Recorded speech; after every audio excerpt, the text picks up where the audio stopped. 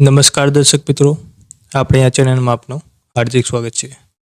તો મિત્રો, દીપકભાઈ રાજણી સાહેબે કોન્સ્ટેબલ ભરતી 2024ને લઈને સારા સમાચાર આપ્યા છે અને ટ્વીટ કરીને જણાવ્યું છે કે કોન્સ્ટેબલ ભરતી 2024ના જે આરઆર છે તે કેટલા સમયમાં આવી શકે છે, તેમાં કેટલી જગ્યા પર ભરતી થવાની છે અને પીએસઆઈમાં કઈ પરીક્ષામાં કેટલો ફેરફાર થવાનો છે, એ સંપૂર્ણ માહિતી દીપકભાઈ રાજણી સાહેબે ટ્વીટ કરીને જણાવી છે। તે હું ટ્વીટ તમને બતાવીશ અને જણાવીશ કે આ માહિતી જે દીપકભાઈ રાજણી સાહેબે આપી છે તે કઈ પ્રમાણે છે અને અત્યાર સુધી દીપકભાઈ રાજણી સાહેબે જે પણ ટ્વીટ કરીને જણાવ્યું છે એ સાચી અને સચોટ માહિતી હોય છે। તો મિત્રો, આગળ હું તમને દીપકભાઈ રાજણી સાહેબે જે ટ્વીટ કરીને માહિતી આપી છે તે હું બતાવવા જઈ રહ્યો છું।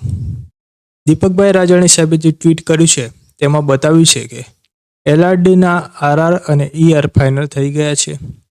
આવતા સપ્તાહમાં થઈ શકે છે જાહેર, એટલે કે એલઆરડીના આરઆર તૈયાર થઈ ચૂક્યા છે અને આવતા સપ્તાહમાં એ જાહેર થઈ શકે છે।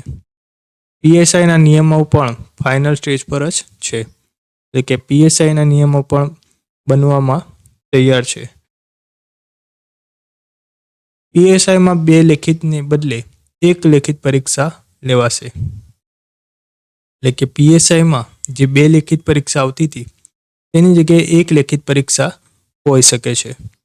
6600 એલઆરડી, 3000થી વધુ આર્મ, 1000 એસઆરપી અને 1000થી વધુ જેલ સહાયકોની ભરતીની જાહેર હવે ગણતરીના દિવસોમાં આવશે, એટલે કે 6600 એલઆરડી, 3000થી વધુ આર્મ, 1000 એસઆરપી અને 1000 જેલ સહાયકોની ભરતી યોજાવાની છે। આ જે માહિતી આપી છે એ દીપકભાઈ રાજણી સાહેબે આપી છે અને જે પણ માહિતી દીપકભાઈ રાજણી સાહેબ આપે છે એ સાચી અને સચોટ હોય છે।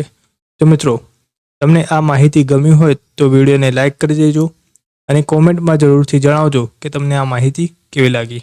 અને જો તમે આપણી આ ચેનલમાં નવા હો તો ચેનલને સબસ્ક્રાઈબ કરવાનું તો ભૂલતા જ નહીં।